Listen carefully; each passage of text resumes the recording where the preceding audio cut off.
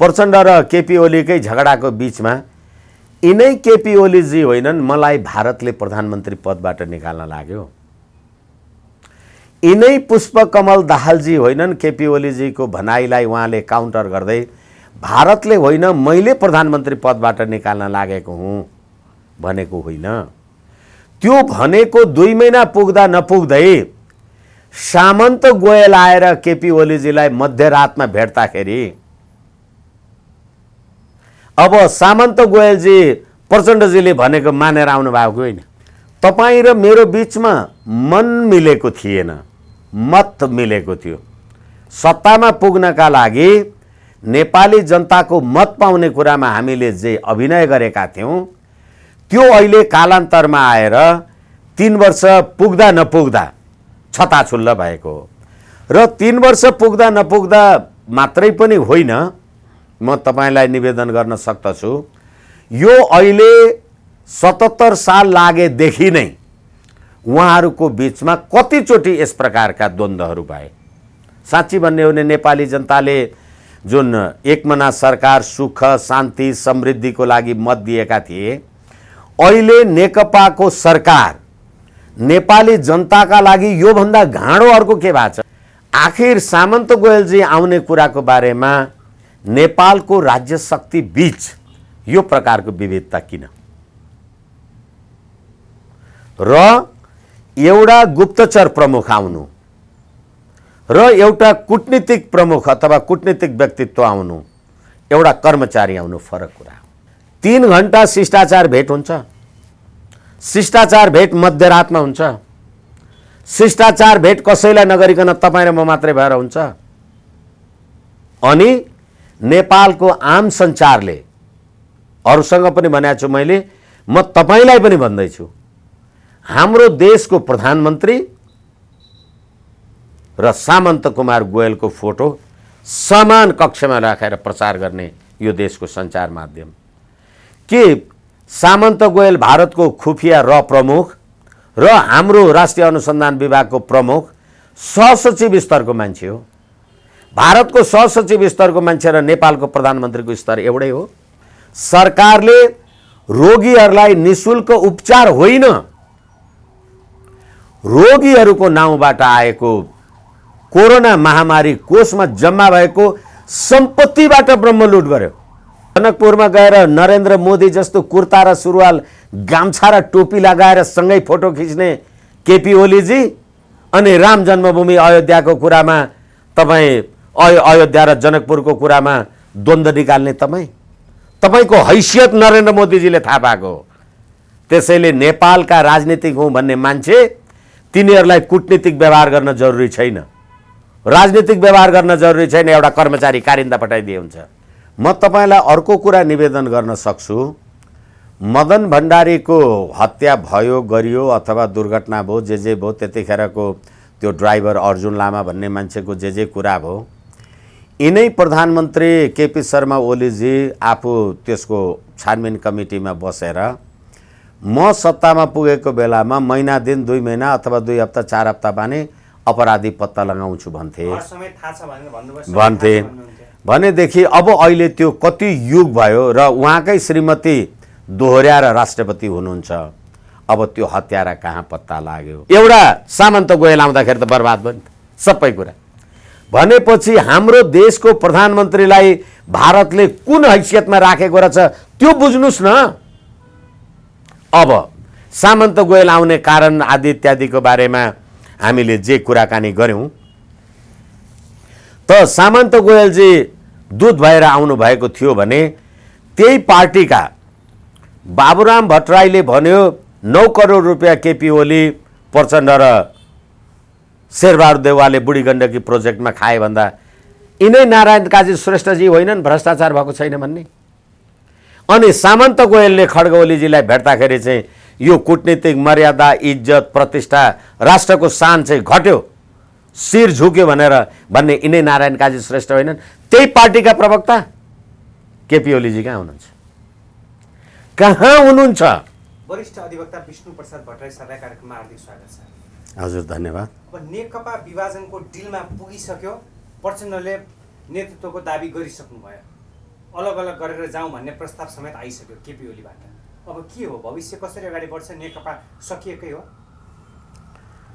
वास्तवमा यो नेकपा एक भएकै थिएन। एक भएको थियो 2075 साल जेठको 2 गते।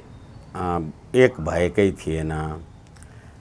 तपाईहरूले प्राविधिक कुरा गर्नुभयो। मैले भने जुन पृष्ठभूमि र जसरी उहाँहरू राज्य सत्तामा अथवा नेपालको राजनीतिमा आउनुभयो, त्यसले गर्दा एउटाको पृष्ठभूमि माओ सेतुङले भने जस्तो वर्ग हत्या, वर्ग समाप्तिद्वारा नेपालमा साम्यवादको स्थापना गर्ने र अर्को चाहिँ साम्यवादी पार्टी भनिए पनि पटक पटकका निर्वाचनहरूमा भाग लिने। र यसको पछिल्लो उदाहरणको रूपमा म तपाईलाई स्मरण गराउन सक्दछु।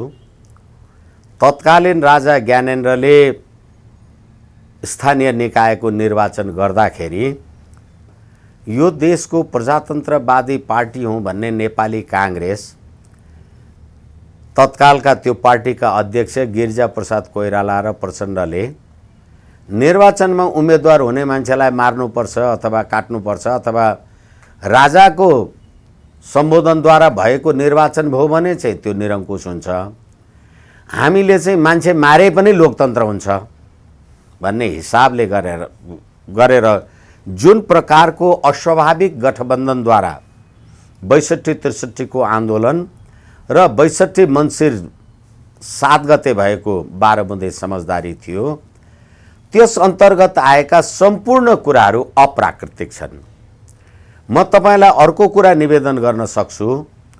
मदन भण्डारीको हत्या भयो, गरियो अथवा दुर्घटना भयो, जे भयो, त्यतिखेरको त्यो ड्राइभर अर्जुन लामा भन्ने मान्छेको जे कुरा भयो, यिनै प्रधानमन्त्री केपी शर्मा ओलीजी आफू त्यसको छानबिन कमिटीमा बसेर म सत्तामा पुगेको बेलामा महिना दिन 2 महिना अथवा 2 हप्ता 4 हप्तामा नै अपराधी पत्ता लगाउँछु भन्थे। भनेदेखि अब अहिले त्यो कति युग भयो र उहाँकै श्रीमती दोहोर्याएर राष्ट्रपति हुनुहुन्छ। अब त्यो हत्यारा कहाँ पत्ता लाग्यो? र त्यसै गरेर नेकपा एमालेको बारेमा माओवादी, तत्कालीन नेकपा माओवादीका अध्यक्ष पुष्पकमल दाहालजीले यो एमाले भन्ने पार्टी त नेपाली काङ्ग्रेससँग विलय भयो हुन्छ, यो पनि कुनै सर्वहाराको पार्टी हो र भनेर उहाँले सार्वजनिक रूपमा भनेकै हो।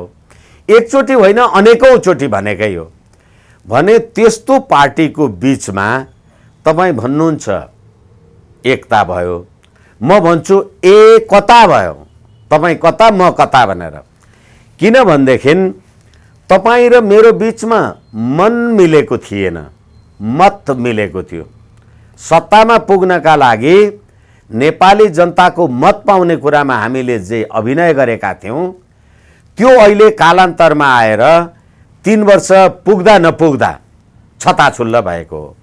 र 3 वर्ष पुग्दा नपुग्दा मात्रै पनि होइन, म तपाईलाई निवेदन गर्न सक्दछु, यो अहिले 77 साल लागेदेखि नै उहाँहरूको बीचमा कतिचोटि यस प्रकारका द्वन्द्वहरू भए।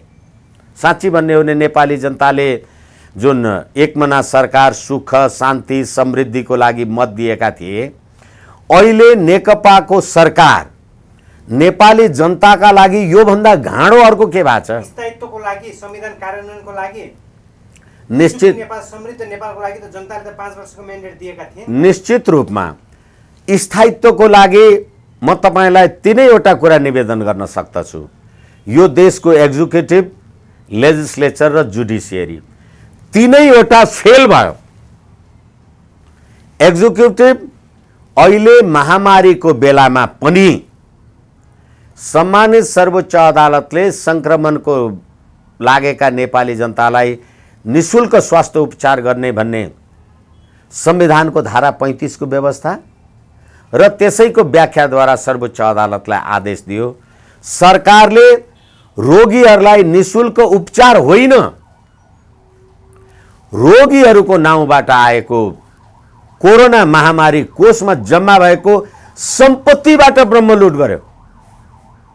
यो नेपाली जनताको सरकार भयो। मैले तपाईलाई कार्यकारीको एउटा उदाहरण दिएँ। अब भ्रष्टाचारका कुरा गर्ने हो भने त त्यो अथाह अनन्त छन्, दोहोर्याएर नजाउँ। अब त्यसै गरेर 2/3 बहुमतको तपाईँले पार्लियामेन्ट बनाउनु भयो। पार्लियामेन्टले बनाएको गुठी विधेयक तपाईँले लागू गर्न सक्नुभयो? कसले भोट दिएको थियो र कसको लागि तपाईँले गुठी विधेयक लिएर आउनुभयो?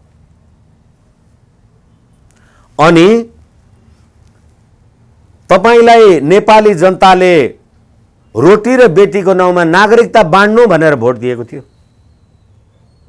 ठ्याक्क अहिलेको परिवेशमा अब एकैछिन मैले तपाईलाई पहिले सरकारको अथवा राज्य व्यवस्थाको कुरा गरिराखेको छु भनेदेखि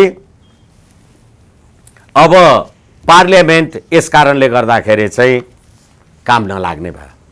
अब जुडिसियरी छ नि त, न्यायपालिका छ नि त भन्ने हो भनेदेखि न्यायपालिकाले यो न्यायपालिका त धर्मनिरपेक्ष संविधान लागू गर्नका लागि कसम खाएर आएको न्यायाधीशहरू हो। यो संविधानको कसम खानेले त धर्मनिरपेक्षको कसम खाए नि। तर यही सर्वोच्च अदालतले 74/8/64 गते एउटा फैसला गरेको छ। धर्म संस्कृति भनेको त्यो राज्यको मौलिक पहिचान हो, त्यो समाप्त भयो भने देश समाप्त हुन्छ भनेर फैसला गरेको छ। अस्ति रथ तान्ने कुरामा के भयो? रातो मच्छेन्द्रनाथको रथ तान्ने। मैले यो तीनैवटा कुरा तपाईलाई किन निवेदन गरेँ भने कार्यकारी, विधायिकी र न्यायपालिकी तीनैवटा शक्ति काम नलाग्ने भयो। अब यो पार्टीको फुट अथवा जुटवाला कुरा जे प्रश्न उठिराखेका छन्, यति सम्पूर्ण कुरा देशमा महामारी काली लाग्दा पुष्पकमल दाहाल प्रचण्डजी कार्यकारी अध्यक्ष हो भनेर केपी ओलीजीले अस्ति 25 गते भदौ 25 गते जस्तो लाग्छ भएको सम्झौतामा हस्ताक्षर गरे हो कि होइन? कार्यकारी अध्यक्ष भएकै कारण त्यो मात्र भएको थियो पार्टीभित्र। हो। अब म तपाईलाई निवेदन गरौँ, तपाई कार्यकारी अध्यक्ष हो भने पार्टीको बैठक बोलाउन उसलाई सोध्नुपर्छ। त्यस्तै भएको छ होइन शेषमनजी? किनभनेदेखि मैले सुरुमै भने यो अप्राकृतिक थियो। म पार्टीको अध्यक्ष हुँ, मैले पार्टीको बैठक बोलाउन सक्दिनँ। यो प्राकृतिक रहेछ कि अप्राकृतिक रहेछ? यसकारणले गर्दाखेरि तपाईले 72 साल यति गते मिति जे यो पार्टीको एकीकरण भयो र पार्टी मिलेको थियो भन्नुभयो, यो पार्टी एकीकरण भएकै होइन। कृत्रिम रूपमा बाँधेको नम्बरलाई गति दिएन भने त्यसले आफ्नो नेचुरल कोर्स त्यही भयो, हुन लागेको होइन, भइराख्या हो। अब अर्को कुरा, भर्खरै अस्ति प्रचण्ड र केपी ओलीकै झगडाको बीचमा यिनै केपी ओलीजी होइनन् मलाई भारतले प्रधानमन्त्री पदबाट निकाल्न लाग्यो। यिनै पुष्पकमल दाहालजी होइनन् केपी ओलीजीको भनाइलाई उहाँले काउन्टर गर्दै भारतले होइन मैले प्रधानमन्त्री पदबाट निकाल्न लागेको हुँ भनेको होइन। त्यो भनेको 2 महिना पुग्दा नपुग्दै सामन्त गोयल आएर केपी ओलीजीलाई मध्यरातमा भेट्दाखेरि अब सामन्त गोयलजी प्रचण्डजीले भनेको मानेर आउनु भएको होइन। केपी ओलीजी त मलाई भारतले प्रधानमन्त्री पदबाट निकाल्न लाग्यो भन्थे। अब अहिले भारतबाटै सामन्त गोयल आएपछि अब प्रचण्ड र केपी ओलीजीको बीचमा विवाद भएर पार्टी नै ब्रेक हुने अवस्था आयो। प्रधानमन्त्री रहने नरहने आफ्नो ठाउँमा छ। त्यसो भए अहिलेको समस्याको मूल जड भनेको खुफिया एजेन्सीका प्रमुख सामन्त गोयल नेपाल भ्रमण, त्यस सँगसँगै कर्णालीको अविश्वासको प्रस्ताव, मन्त्रीमण्डल पुनर्गठन, पर्साकाण्ड, यही हो। यी पर्साकाण्ड पुनर्गठन भन्दा पनि सामन्त गोयलवाला कुरा तपाईलाई म निवेदन गर्न सक्दछु। अस्ति बुधबार 5 गते सामन्त गोयल नेपाल आउने कुरालाई नेपालको परराष्ट्र मन्त्रालयले नागरिक उड्डयन प्राधिकरणलाई चिठी लेख्यो। सामन्त गोयलजी आउँदै हुनुहुन्छ, उहाँको चाहिँ कूटनीतिक भ्रमण अथवा जहाजमा जे व्यवस्था बन्दोबस्त गर्नुपर्ने हो त्यो कुरा गर्नु भनेर पत्र लेख्यो। अनि सामन्त गोयलजी आएको कुरा थाहा छैन हामीलाई भनेर नेपाली सेनाको प्रवक्ताले भन्नुभयो। सामन्त गोयलजी आइसकेपछि परराष्ट्र मन्त्रालयलाई थाहा छैन भनेर परराष्ट्र मन्त्रालयले भन्यो। हाम्रो राष्ट्रिय अनुसन्धान विभागको तर्फबाट सामन्त गोयलजी निजी काममा आएको हो भन्यो। यहीँबाट एउटा यो प्रश्नलाई सुरु गरौँ। आखिर सामन्त गोयलजी आउने कुराको बारेमा नेपालको राज्य शक्ति बीच यो प्रकारको विविधता किन? र एउटा गुप्तचर प्रमुख आउनु र एउटा कूटनीतिक प्रमुख अथवा कूटनीतिक व्यक्तित्व आउनु, एउटा कर्मचारी आउनु फरक कुरा हो। हैन, नरेन्द्र मोदीले त दूतको रूपमा पठाउनु भएको थियो नि त। एकछिन न, यो म समयको धैर्यताको लागि क्षमा चाहौँ। भनेदेखि अब सामन्त गोयलजी आउँदाखेरि त्यत्रो सजधज एउटा कूटनीतिक मान्छे आएको रूपमा किन आउनुभयो? हो, तपाईँले भनेको जस्तो दूत आएको रहेछ। दूत आएको हो भने तपाईँले अनभिज्ञ किन भन्नुभयो? नेपाली सेनाले किन अनभिज्ञ भन्यो? अनि राष्ट्रिय अनुसन्धान विभाग जो प्रधानमन्त्री कार्यालय अन्तर्गत छ, राष्ट्रिय अनुसन्धान विभागले निजी काममा आउनुभयो किन भन्यो?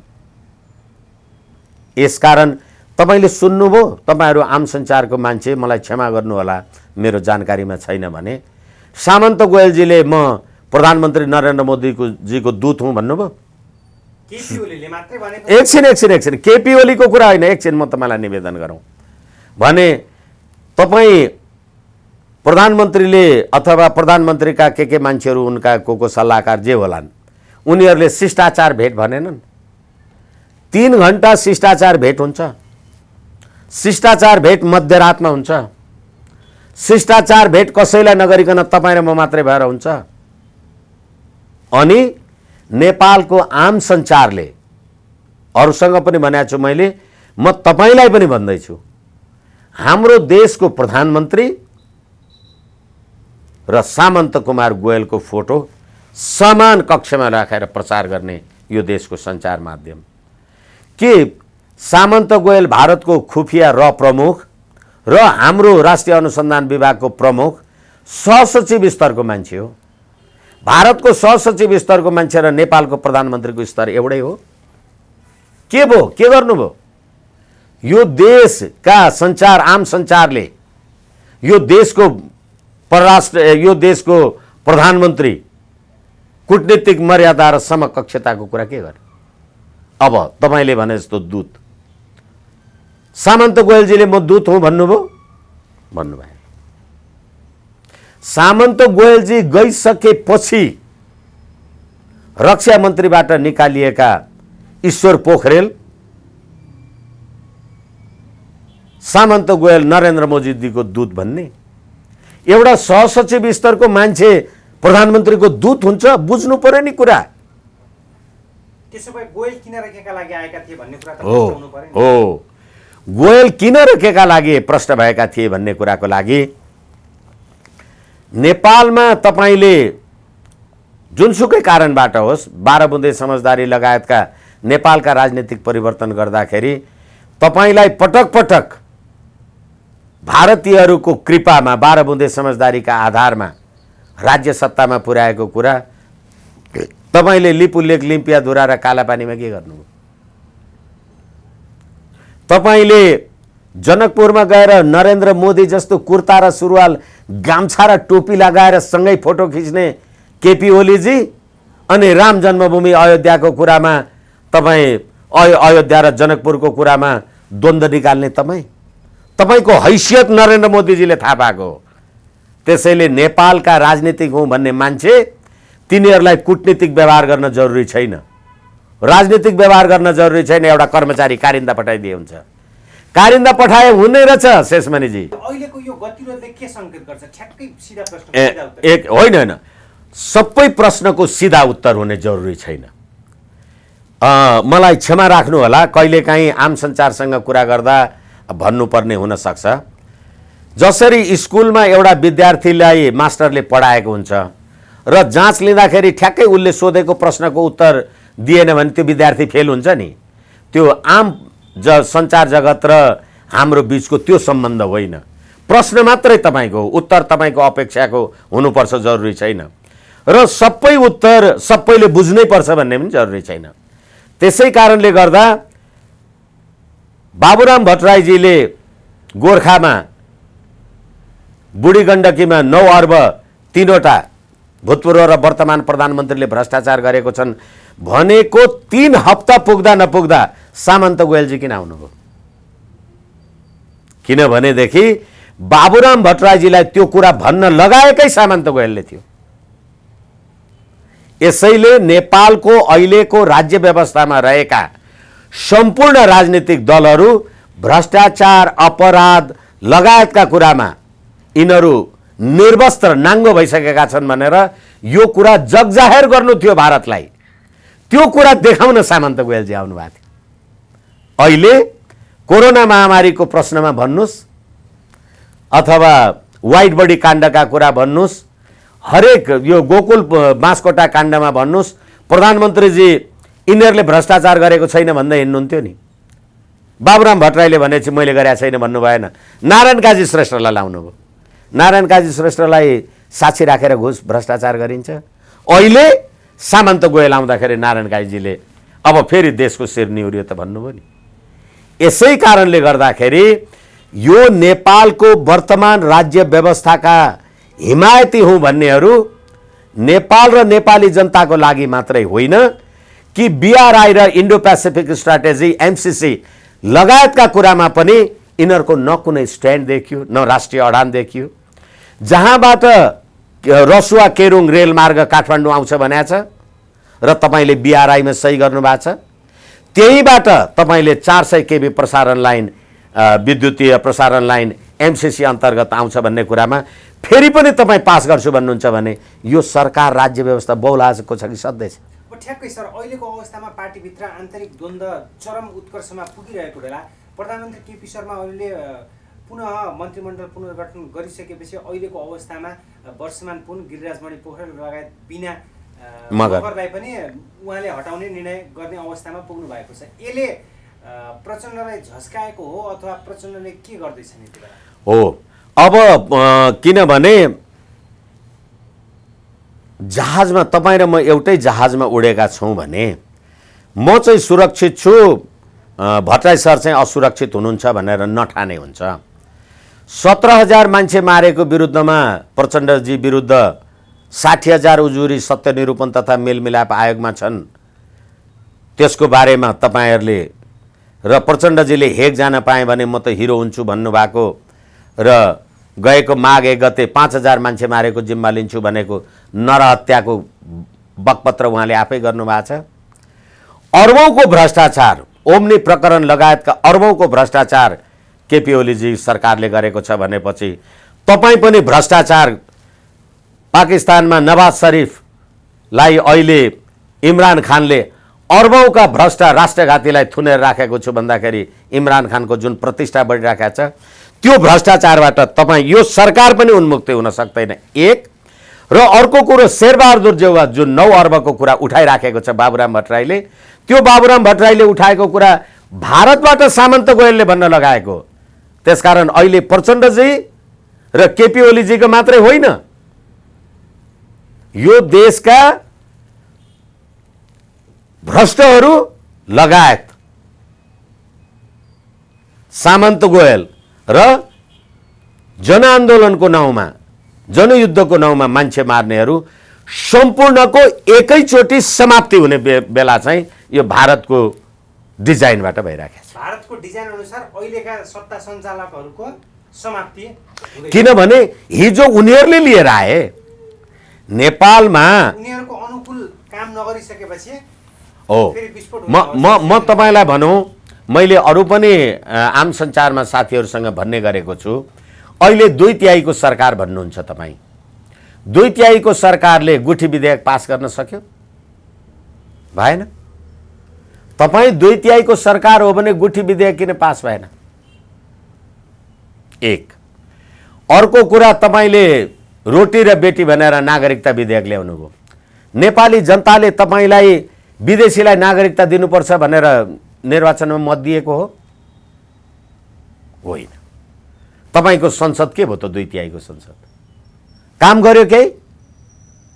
जहिले सत्तामा बसेका सत्ताधारी दलहरू र यो नेपाली काङ्ग्रेस भन्ने पार्टी खड्ग ओलीले संवैधानिक पदहरूमा मेरो कोटाबाट एउटा मान्छे अख्तियारमा निर्वाचन आयोगमा लोकसेवा आयोगमा पठाइदिएन भन्नेमा न हो, अरूकै झगडा छ भनेपछि संसदको अकर्मण्यता हेर्नुहोस्।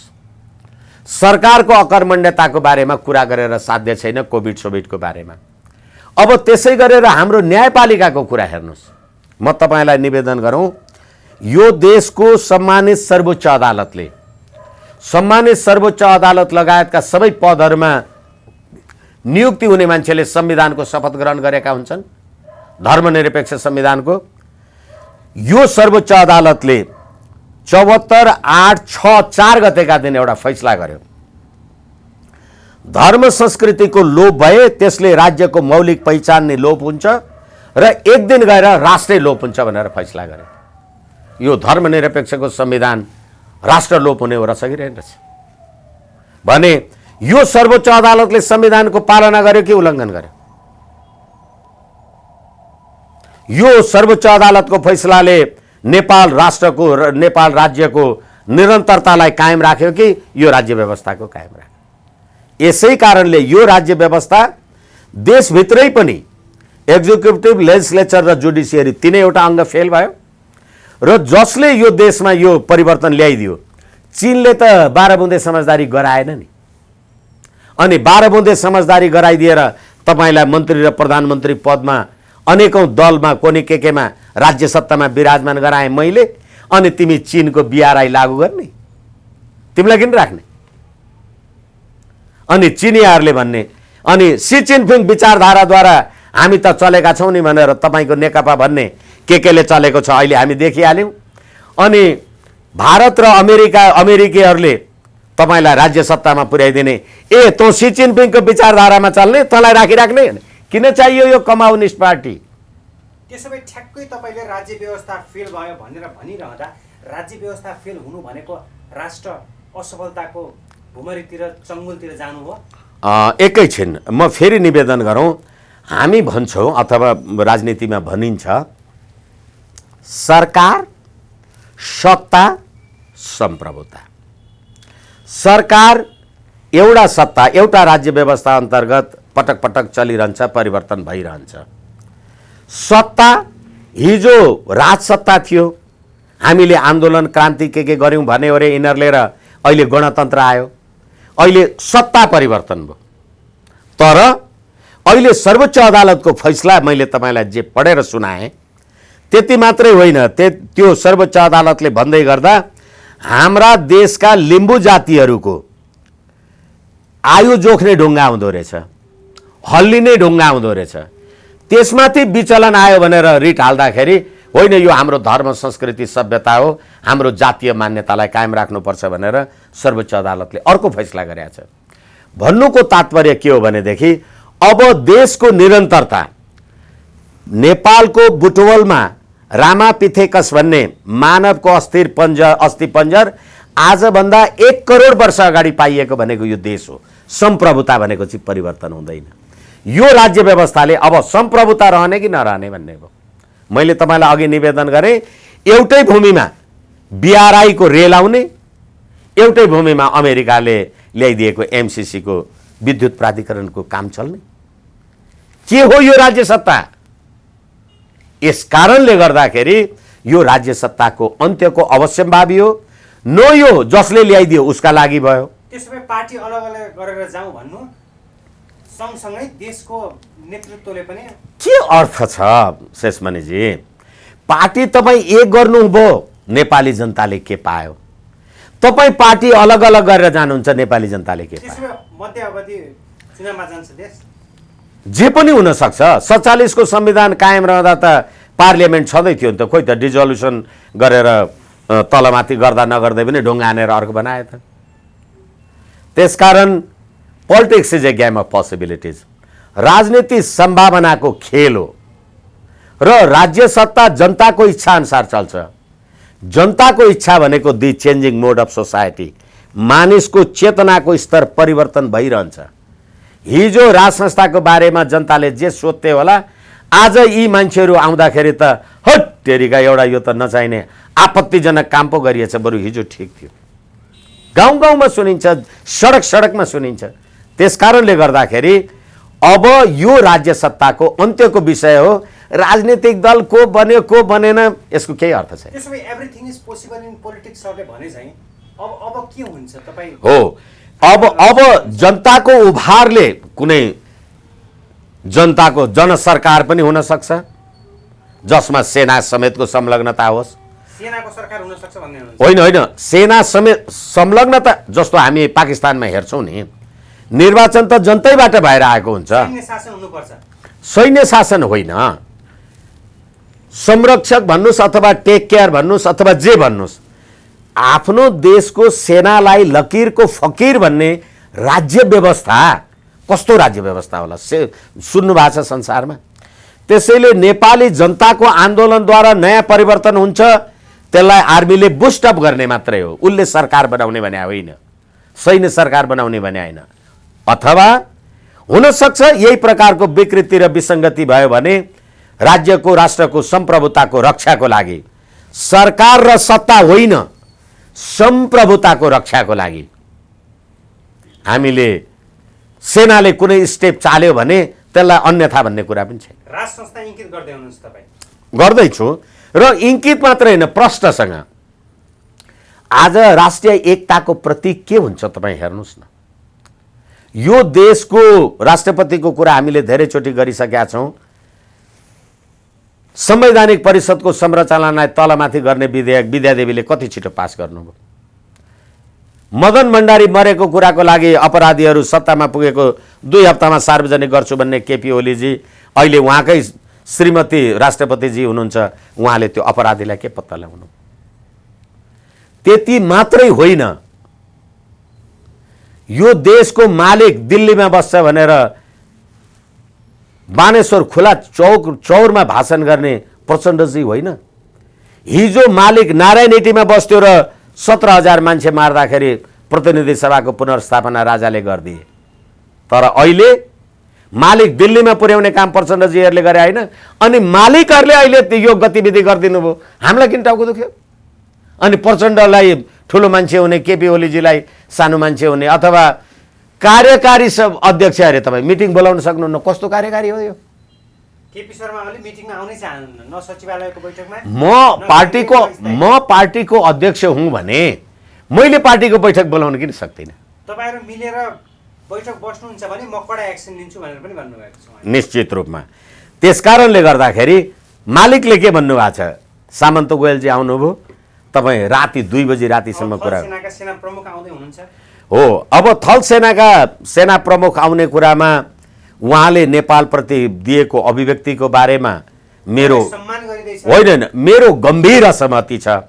र तपाईँले प्रश्न उठाइहाल्नुभयो, यसमा जोड्दाखेरि यो संविधानको धारा 5 नेपालको राष्ट्रिय एकता, स्वाधीनता, अखण्डता, सद्भाव, सम्प्रभुताको विरुद्धमा, सम्प्रभुता भनेको नेपालको राष्ट्रिय हितका विषयहरू हुन् र राष्ट्रिय हितका विषयको विरुद्धमा काम कारबाही गर्ने चाहिँ फौजदारी कसुर बमोजिम, फौजदारी कानुन बमोजिम कसुर हुन्छ भनेको छ। हामीले नेपालको नक्सा निकाल्दा कसैको उक्साहटमा भन्नुभयो नि।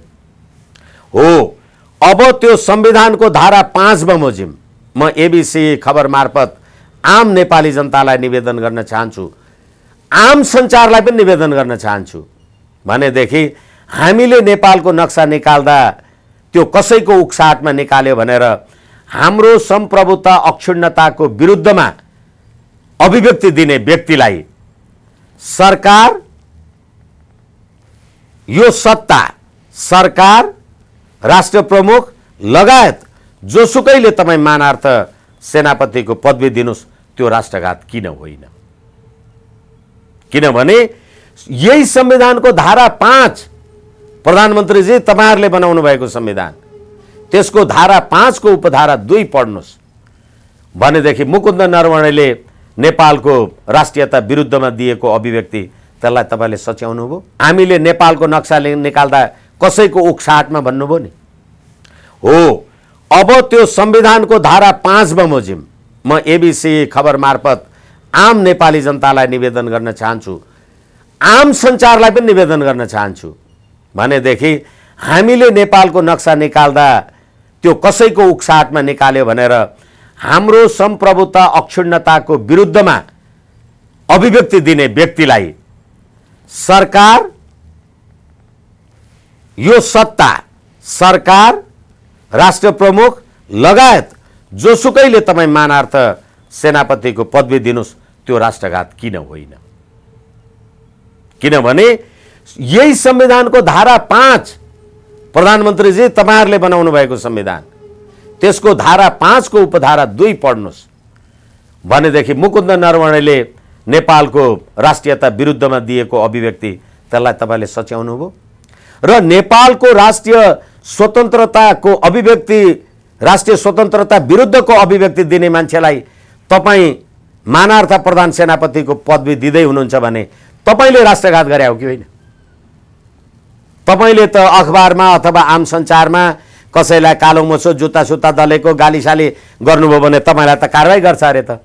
अनि राष्ट्रघाती जसले नेपालको राष्ट्रियता, सम्प्रभुता, प्रादेशिक अखण्डताको विरुद्धमा बयान दिएको छ, त्यसलाई बोलाएर तकमा दिँदै हुनुहुन्छ भनेदेखि अनि मुकुन्द नरवणे त को त कुरा छोडिदिनुस्, सामन्त गोयलले 2 घण्टा भेटेपछि यिनीहरूको पार्टी कसरी कन्टिन्यू हुन्छ?